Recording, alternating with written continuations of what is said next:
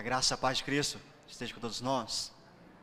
Vamos meditar na palavra de Deus hoje, no livro do Êxodo, capítulo 15.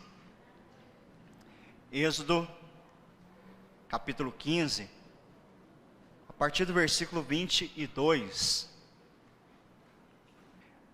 Êxodo 15, 22 diz assim: Moisés fez o povo de Israel partir do Mar Vermelho, e eles foram para o deserto de Sur.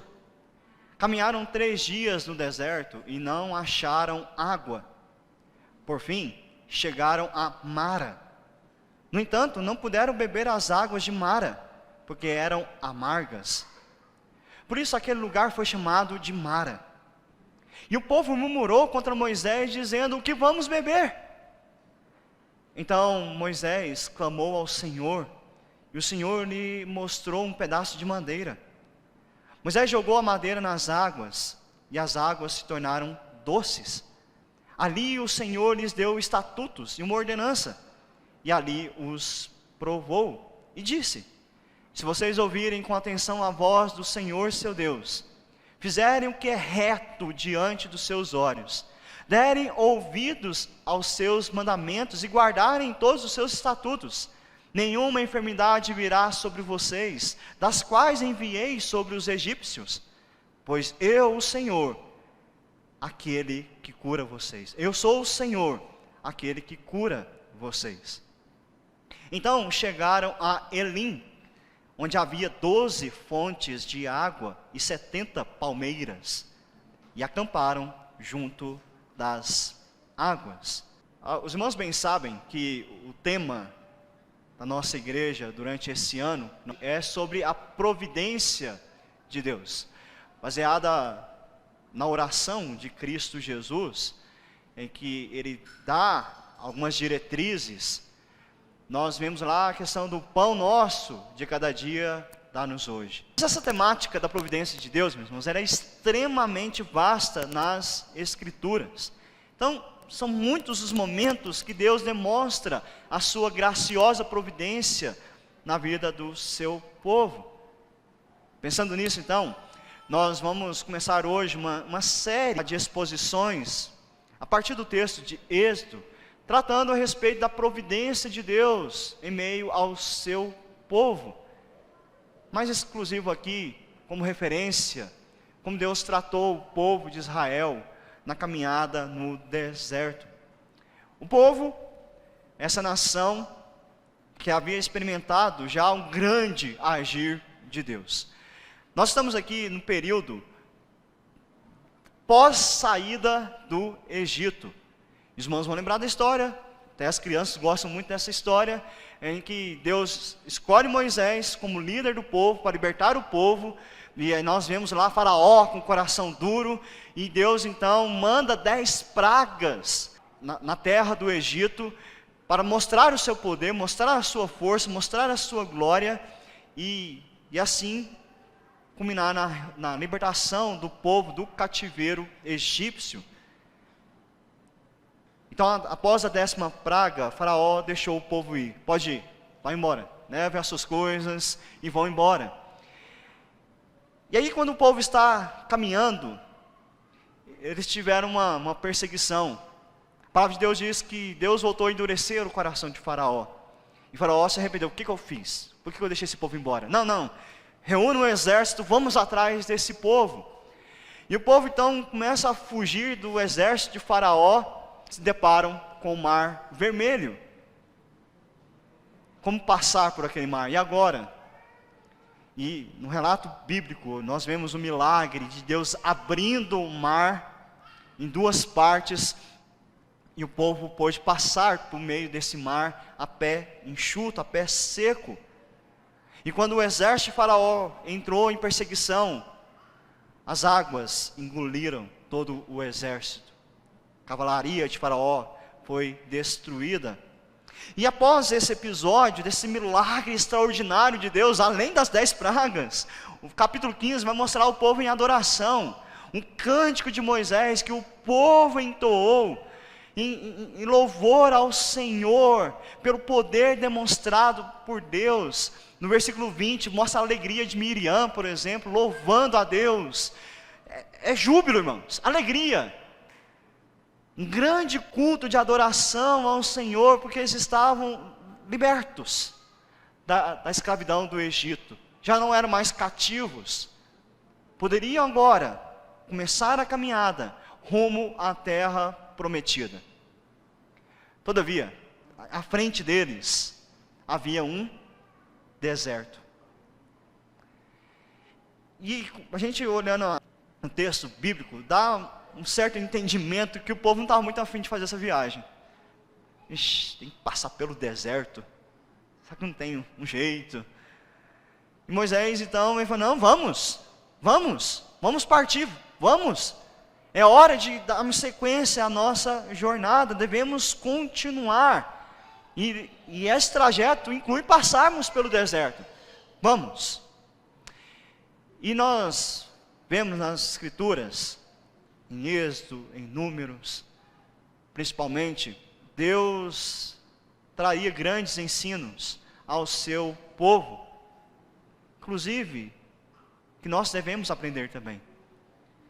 Em especial, meus irmãos, nós iremos observar a providência de Deus, o cuidado de Deus com o seu povo. Porque, irmãos, de modo semelhante, hoje nós somos o povo de Deus. Celebramos a libertação, a salvação, nós cantamos, nós louvamos ao Senhor, cremos que estamos em direção à terra prometida, à nova Canaã, o novo céu e a nova terra. Mas nosso trajeto também é pelo deserto. Precisamos também aprender sobre o cuidado de Deus sobre nossas vidas. Precisamos compreender a providência do Senhor, como Ele age no nosso meio. Aqui Deus demonstra a sua providência ao cuidar do seu povo, mas não só suprindo necessidades físicas, que muitas vezes nós pensamos em providência de Deus na nossa vida, como Ele suprindo as nossas necessidades físicas, que é uma verdade também, mas não é somente isso. Ele supre também as nossas necessidades espirituais. E nos demais textos que nós iremos meditar, expor aqui, nós vamos perceber isso. E em especial, ao longo dessa série, nós vamos ter o start para ver a providência de Deus através dos questionamentos / murmurações do povo. Das reclamações do povo diante do Senhor. E a primeira pergunta que nós vemos hoje aqui é: o que beberemos? Senhor, o que nós vamos beber? E ao olharmos para o texto, nós vamos identificar duas partes aqui. A primeira, nós vamos ver a crise que se instalou em meio ao povo, e depois veremos como Deus age com a sua providência. Na parte da crise, nós temos dois momentos. Primeiro, a crise de falta de água, versículo 22. Moisés fez o povo de Israel partir do Mar Vermelho, vamos! E eles foram para o deserto de Sur. Caminharam 3 dias no deserto e não acharam água.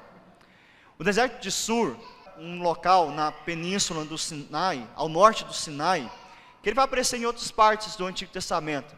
Lá em Gênesis 25 você vai ver, lá no primeiro livro de Samuel, em Números também aparece. Era uma região conhecida, não era uma região nova.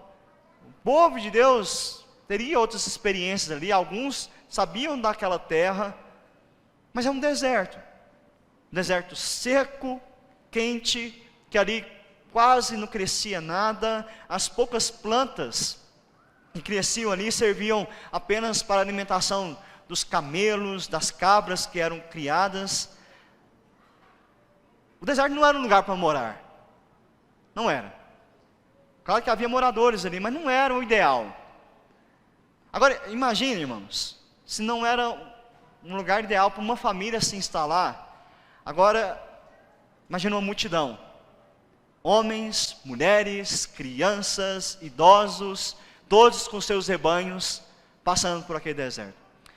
Estima-se que, pelo menos, a população que saiu do Egito foi pelo menos 1,5 milhão de pessoas. Uma Goiânia inteira. Imagina então uma caminhada da Goiânia inteira no meio desse deserto. Onde encontrar comida para esse povo? Onde encontrar água para todos e para os animais? Coisas essenciais, fundamentais para qualquer pessoa. No dia a dia, imagina em uma viagem. Água e comida eles iriam precisar nesse trajeto pelo deserto. Então, não é nenhuma surpresa, nós lemos aqui no versículo que eles passaram 3 dias sem achar água. Não tinha uma poça d'água, não tinha um lago, nada. 3 dias sem água. Que interessante, né? Algum tempo, 3 dias antes, o excesso de água era o problema para eles. Tinha muita água na frente. Deus teve que tirar a água para eles passarem. Agora o problema é outro. Está faltando água. Cadê a água? E muitas vezes nossa vida, meus irmãos, vão ter os dias assim: Senhor, cadê a água? Cadê a água? Parece-nos que falta algo para nós. Parece que não está tudo bem. Pode ser que falta saúde. Pode ser que falta recurso financeiro. Falta ânimo. Falta alegria. Falta amigos. E a gente se pergunta: Senhor, cadê a água? Cadê a água? Estou com sede. Mas o segundo momento da crise aqui, que poderia parecer uma solução, agravou mais ainda. Que eles encontraram água, mas uma água amarga. Versículo 23. Por fim, chegaram a Mara. No entanto, não puderam beber as águas de Mara, porque eram amargas. Por isso aquele lugar foi chamado de Mara. Irmãos, imagine a cena. 3 dias sem água, o povo caminhando, com sede. E de repente eles veem ali um pouco de água. Gente, será que aquilo lá é água mesmo? Não, é uma miragem. Não, a gente está, sabe que a gente, é água, vamos atrás da água. E chega lá, chega igual goiano quando vai no mar a primeira vez. Chega com a boca aberta e quer tomar água do mar.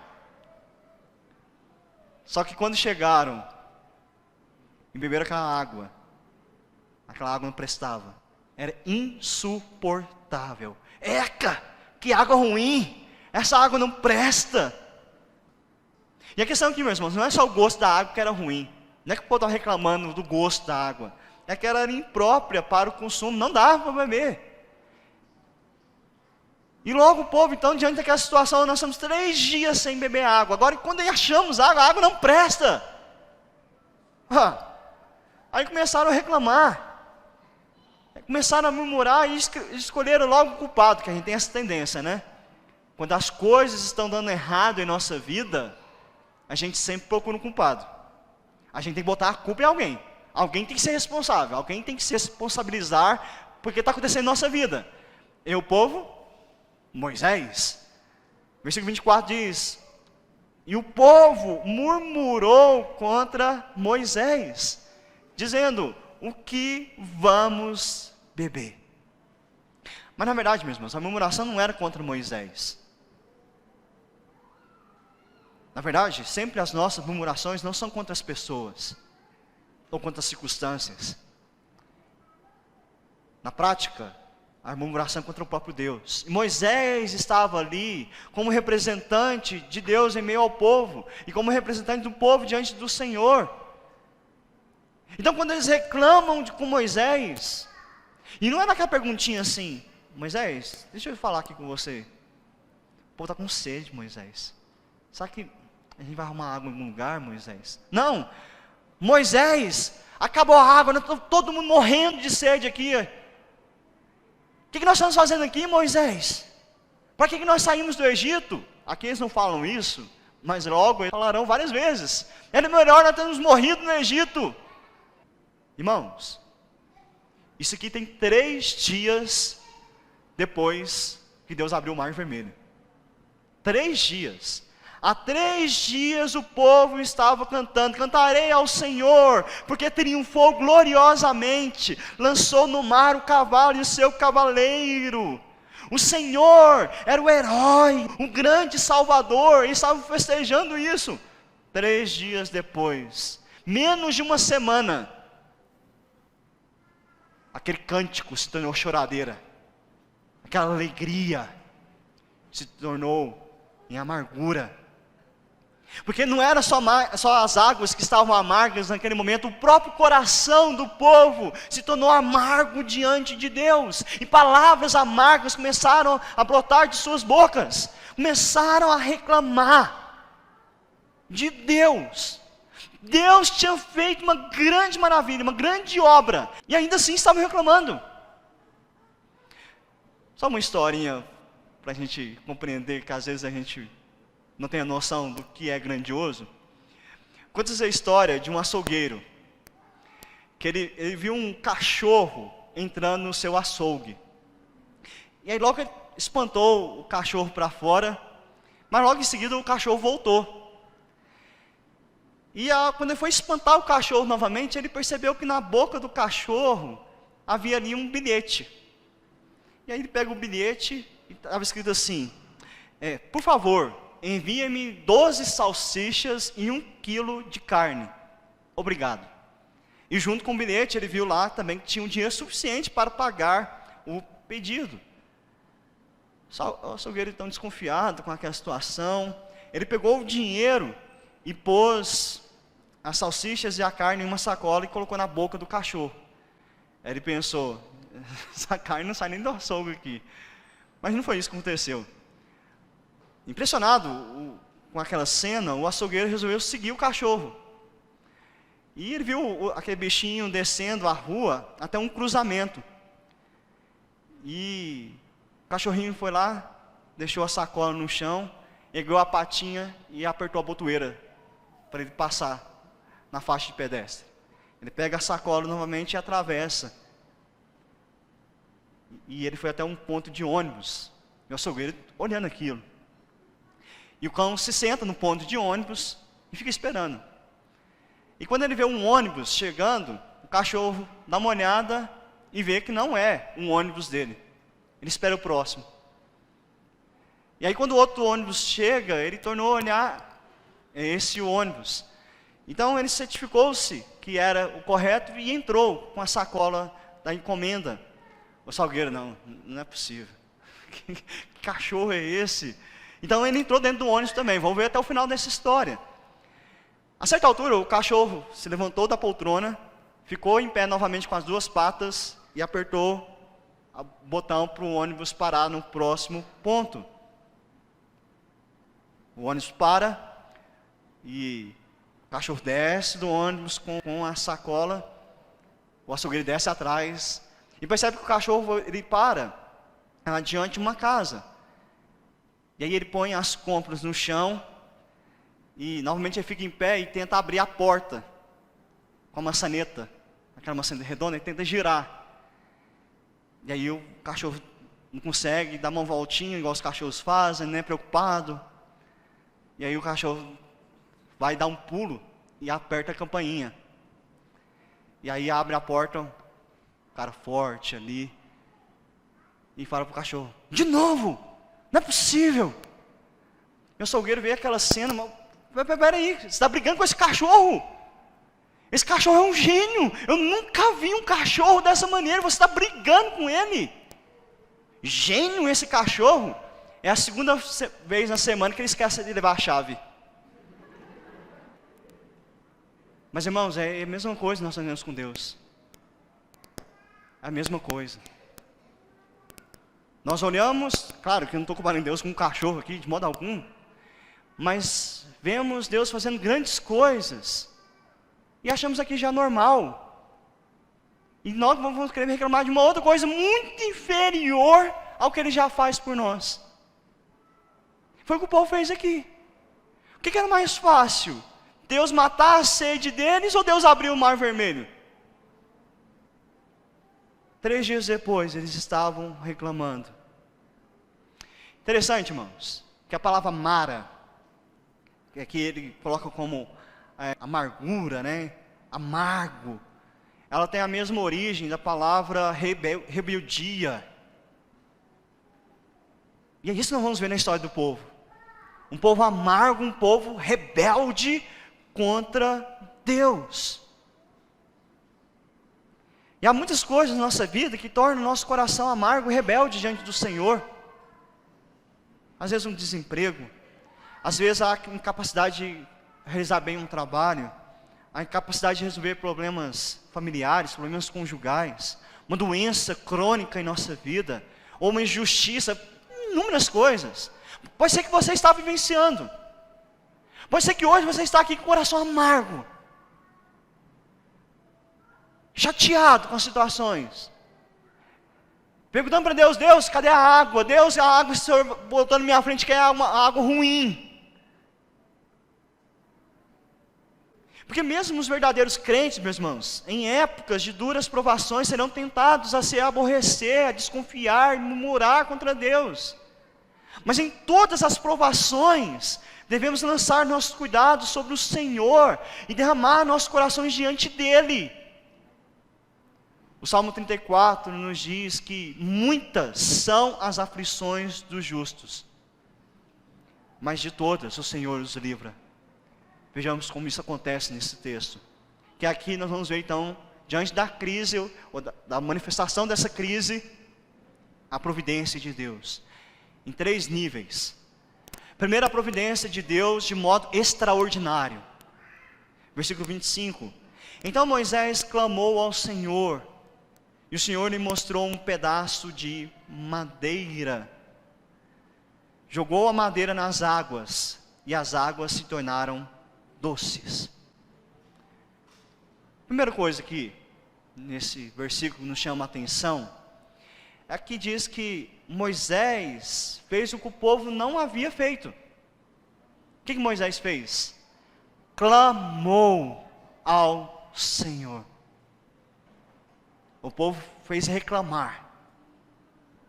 Moisés clamou ao Senhor. Ele levou a sua oração ao Senhor. E Deus proveu graciosamente uma resposta para aquele povo.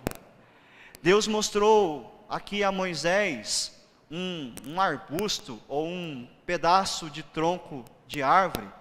E Moisés pegou aquele pedaço de madeira e jogou nas águas. E as águas se tornaram doces. Um milagre. Um milagre ocorreu aqui. Deus mostrou ao povo que Ele cuida dele, que Ele cuida dos seus. Em um deserto onde não há nada, Deus mostra o seu cuidado.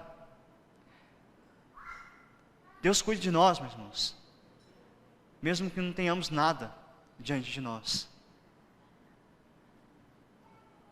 Deus cuida de nós, mesmo quando o médico diz: não tem jeito. Ele cuida de nós. Ele cuida de nós, mesmo quando não temos saída. Não estamos vendo saída, Ele está cuidando de nós. Ele age de modo extraordinário. Deus dá comida, dá bebida, remédio, todos os meios que nós precisamos.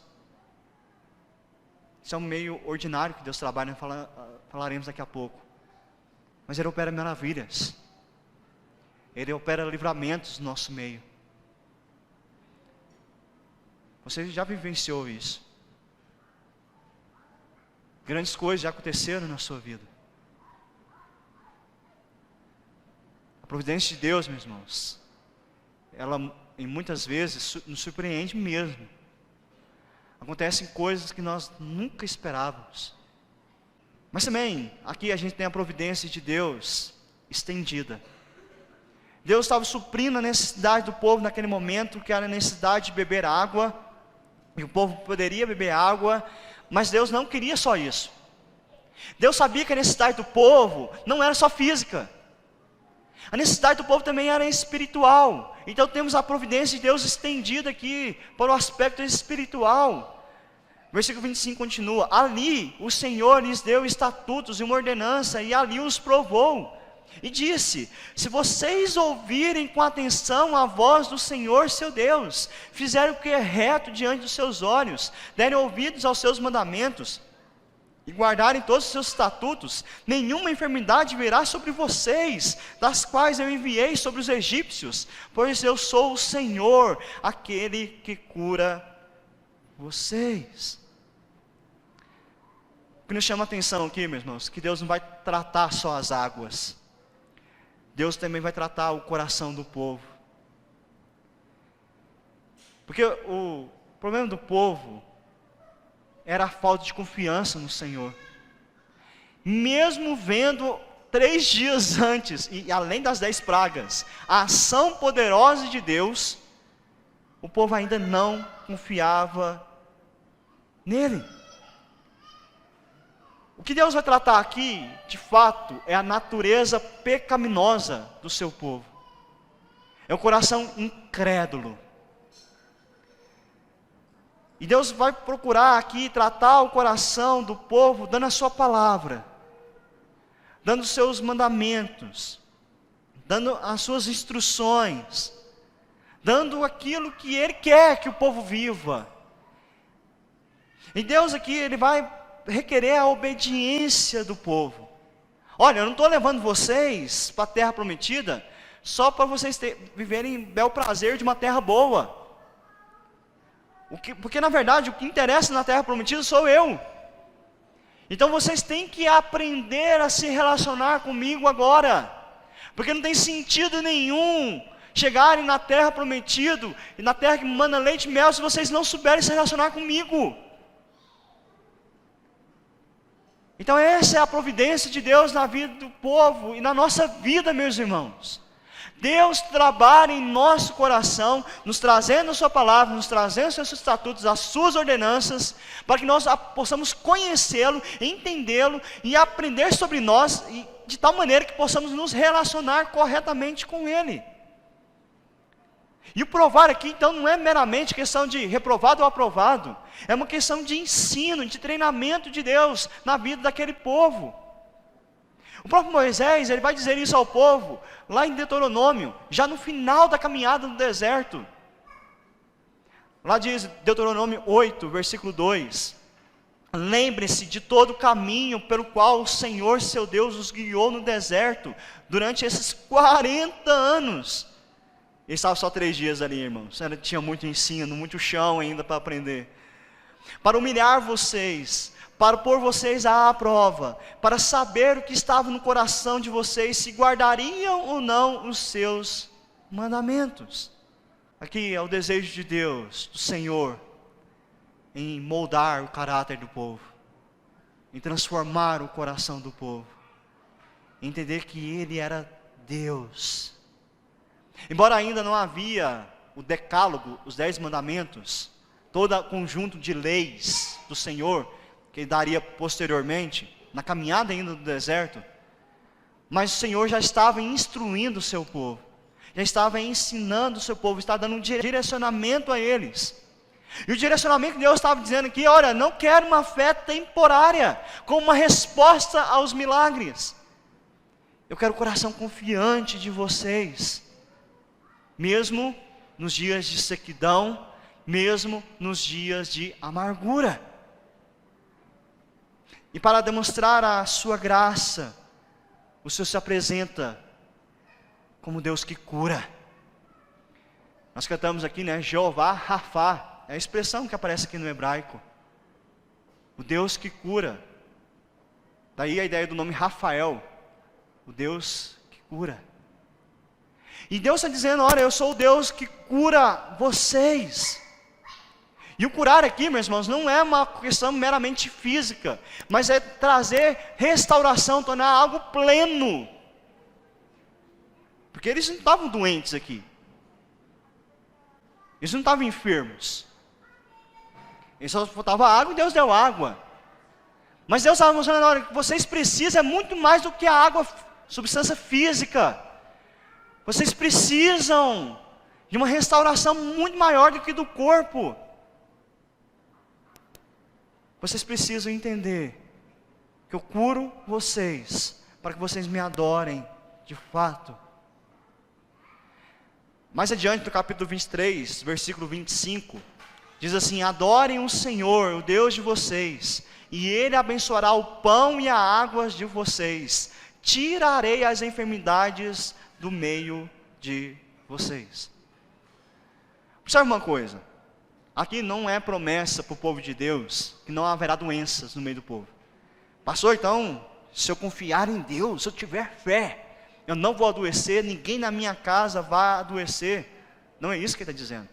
O contexto de enfermidade aqui, em Êxodo, e o texto deixa isso muito claro, ele diz assim, que nenhuma enfermidade virá sobre vocês, das que enviei sobre os egípcios. O que ele estava falando? Olha, se vocês viverem em obediência, vocês não experimentarão a minha ira. Vocês não experimentarão o meu castigo. Vocês não experimentarão a minha maldição. Então, vocês não receberão 10 pragas. Porque o povo do Egito tinha o coração completamente rebelde contra o Senhor. E ele está ensinando isso, olha, não se rebelem contra mim. Sigam a minha palavra. Porque, irmãos, prestem atenção. O pecado tem preço alto. Quando nós desobedecemos ao Senhor, as consequências são caras. E isso Deus avisando o povo. As consequências são sérias se vocês me desobedecerem. E a gente vai perceber isso. Sérias consequências. Tanto que uma geração inteira se perdeu no deserto. Porque não ouviram a voz do Senhor. Mas se o povo obedecesse, adorasse a Deus, não enfrentariam as consequências do pecado, pois vivenciariam a misericórdia e a graça de Deus, o perdão de Deus, a restauração de Deus. E por fim, nós vemos aqui a providência ordinária de Deus. Versículo 27. Eles continuaram a caminhada, chegaram até Elim, onde havia 12 fontes de água e 70 palmeiras, e acamparam junto das águas. Após o milagre em Mara, Deus mostrando a sua providência extraordinária, Deus mostrando a sua providência espiritual, e chega em um lugar maravilhoso, irmãos. 12 fontes, uma fonte para cada tribo. A ideia é assim, fartura. Todo mundo poderia descansar ali. Tanto que eles fizeram acampamento, 70 coqueiros. É um oásis no meio do deserto. E aquele oásis não foi criado por milagre de Deus. Deus já havia criado antes. Deus já tinha preparado antes aquele lugar. Essa é a ideia do cuidado ordinário de Deus em nossas vidas. As coisas já existem aí que Deus utiliza para nos abençoar, como medicamentos, como a própria ciência. E aqui o povo então encontrou um lugar de descanso, mas ainda não era o fim, não era o destino final, não era esse oásis. E esse é um perigo, irmãos. Quando Deus traz providências para nós, extraordinárias, espiritualmente Ele está nos alimentando, nós estamos vivendo em obediência, e a nossa vida, o sustento está bem, estamos vivendo em fartura, nós nos esquecemos, começamos a achar que aqui é o lugar final, esse é nosso paraíso, e não era para o povo, não era ali, era apenas um tempo de refrigério. Observe que Deus conduziu o povo o tempo todo, incluindo o trajeto sem água, o local das águas amargas, mas também agora as águas de refrigério. Não foi exatamente isso que nós vemos no Salmo 23?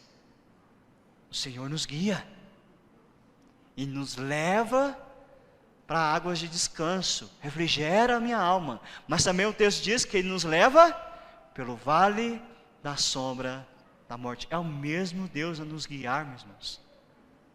Então, o vale da sombra da morte é demonstração da providência de Deus na nossa vida, porque Ele tem a nos ensinar, tem a tratar o nosso coração. As águas amargas aqui para o povo foi um tempo de ensino. Gerações posteriores iriam ver essa história. Deus fez grandes coisas no meio do povo. Deus conduziu o povo. Agora eles tinham água suficiente, uma água boa, por um tempo. Porque Deus queria que eles continuassem.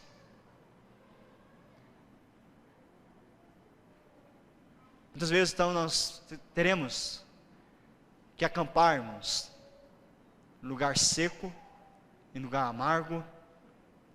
Outras vezes, Deus irá fazer nos acampar em lugar mais tranquilo. O que importa é que nós devemos continuar a nossa trajetória, continuar a nossa caminhada. Deste modo, Mara tornou-se um símbolo que fala sobre o apoio permanente do Senhor. Um símbolo que aponta que Deus é a fonte de toda a bênção. E mesmo que passemos por momentos difíceis, nós temos que ser lembrados disso. O apóstolo Pedro, na primeira carta, capítulo 5, versículo 10, ele nos diz: e o Deus de toda a graça, que em Cristo chamou a sua eterna glória. Então, o alvo é a glória, a jornada. Vocês terem sofrido por um pouco, Ele mesmo irá aperfeiçoar, firmar, fortificar e fundamentar vocês. Um trajeto. Deus faz isso conosco. Precisamos seguir viagem, irmãos. O povo iria seguir a viagem. Mas olha o versículo 2, capítulo 16. Toda a congregação dos filhos de Israel murmuraram contra Moisés e Arão no deserto. De novo, o povo reclamou. Por isso que precisamos continuar a falar sobre a providência de Deus. Mas veremos mais isso em breve. Nós não podemos finalizar esse sermão, mesmo, sem entender. Quando o Senhor diz que Ele é o Deus que nos cura, e se torna totalmente visível para nós, real para nós, em Cristo Jesus. Ele é o Senhor que nos sara. Quando Cristo esteve aqui na terra, Ele pediu a fé, a confiança das pessoas. E quando as pessoas se aproximavam dele, Ele perguntava em alguns momentos: você crê? Você crê? E as pessoas eram curadas. Ele curou os cegos, os surdos ouviram, até mortos se levantaram da morte. O povo de Israel pôde ver isso, ver que Ele era o Senhor que sara, Ele é o Senhor que cura, Ele era o Jeová Rafá, o Salvador no meio deles. É o mesmo Jesus, meu irmão, minha irmã, que sara a sua vida. Ele é a única pessoa que pode nos curar, e que tem o poder de nos curar da nossa doença fatal, mortal, que foi apontado lá em Mara, que é o coração rebelde, o coração incrédulo. Ele é o único que pode trazer cura ao nosso coração, e Cristo nos cura. E Ele fez isso morrendo na cruz por nós. De novo, né? Mais um pedaço de madeira. Só que aqui em Mara, um pedaço de árvore tornou a água morta em água viva. A cruz tornou os nossos corações mortos em corações vivos para Deus. Corações amargos em corações agradáveis ao Senhor. Isaías nos diz que Ele nos curou dessa maneira, pelo seu sacrifício. Isaías 53, 5, mas Ele foi traspassado por causa das nossas transgressões, e esmagado por causa das nossas iniquidades. O castigo que nos traz a paz estava sobre Ele, e pelas suas feridas nós fomos sarados. Por causa da cruz de Cristo, meus irmãos, nós temos cura para a nossa vida. A cura espiritual, mas também a cura física eterna. No novo corpo que nós vamos receber, o corpo da ressurreição, o corpo glorioso. E aí não haverá mais águas amargas, não haverá mais sede. Até porque Ele já nos prometeu que Ele é a água viva. E quem dele beber, jamais terá sede. Quero finalizar com 3 aplicações para nós. Primeira, irmãos, tenhamos contentamento com a nossa vida. Não é só quando nós recebemos bênçãos é que devemos adorar a Deus. Já viu, quando a gente recebe uma bênção, não é hoje, é culto, aleluia. E você canta com alegria, e louva, e quer participar da reunião de oração, e dizima com alegria, e sai daqui com satisfação. Bom, se Deus está te abençoando, tem que realmente louvá-lo, adorá-lo. Mas adoração a Deus, meus irmãos, não é só quando você se sente bem e em paz. Contentamento não é isso. Contentamento é mesmo que eu não estou me sentindo bem, mesmo que eu estou em tempo de secura, de amargura, eu não tenho opção. Eu tenho que prestar culto a Deus. Eu não posso usar aquela, hoje eu não vou prestar culto a Deus não estou bem hoje, está difícil aqui em casa, meu trabalho está difícil, eu não estou animado. Onde que Deus disse que para você estar animado para cultuar Ele? O povo aqui estava tudo desanimado, e o tempo todo: Deus, me adorem, cultuem. Não louvo a Deus, meus irmãos, não cultuo a Deus só quando está tudo bem na minha casa. Eu creio que aqui, muitos, se fosse medir, se está tudo bem na sua casa, por você vir adorar, talvez metade aqui estava em casa, se não for mais. Se não for mais. Sabe por quê, meus irmãos? Quando nós deixamos de adorar a Deus porque as coisas não estão bem, porque eu não estou bem, você está desacreditando na providência de Deus na sua vida, inclusive no agir no próprio culto, de Deus trazer a bênção no próprio culto, de Deus trazer respostas ao seu coração no próprio culto, de Deus trazer alegria ao seu coração quando você está adorando a Ele, quando você está ouvindo a voz dEle. Por isso que a segunda aplicação: não nos esqueçamos da providência de Deus, meus irmãos. Não nos esqueçamos. Deus falou ao seu coração hoje. Deus trouxe ânimo, se você precisava de ânimo. Deus trouxe esperança, se você precisava de esperança. Ele está te dando isso. Mas aí hoje é domingo. Você sai daqui alegre, com a palavra no seu coração. Passa a segunda, você não está lembrando da mensagem, do texto que foi lido.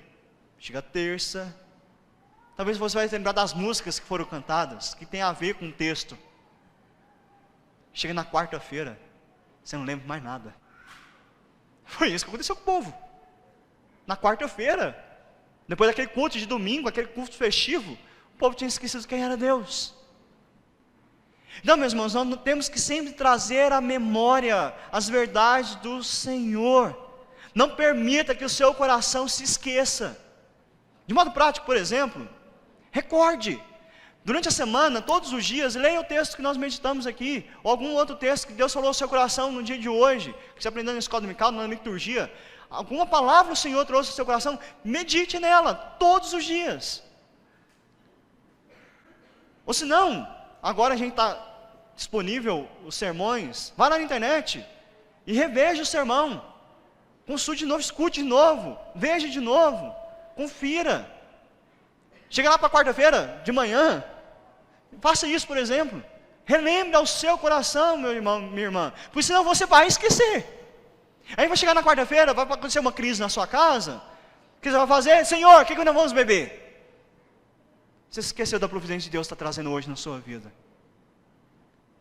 Um outro modo, nós não nos esquecermos, é compartilhar com as pessoas. que nós estamos aprendendo a respeito do Senhor. E terceira aplicação, observemos, irmãos, a providência de Deus em nossa vida. As coisas extraordinárias nós gostamos de lembrar. Geralmente até no período de oração, quando a gente fala, irmãos, vamos agradecer. Geralmente os irmãos comentam as coisas extraordinárias, e temos que agradecer. Mas as ordinárias da sua vida, que Deus já tem preparado há muito tempo, que você está vivenciando, você agradece? Nós temos um exemplo de um hino, no hino 62, do Hinário Novo Cântico, que diz assim: eu te agradeço a bênção do trabalho, e do meu lar que alegra o meu viver, a correção paterna quando eu falho, provando teu amor pelo meu ser. Eu te agradeço o pão de cada dia, a água que alivia a sede dura, e o sol que aquece a pobre gente fria. São bênçãos que enchem a terra de fartura. Eu te agradeço, ó Pai, os meus amigos, e os inimigos também te agradeço. Sou grato por vitórias em perigos, e outras bênçãos que eu não mereço.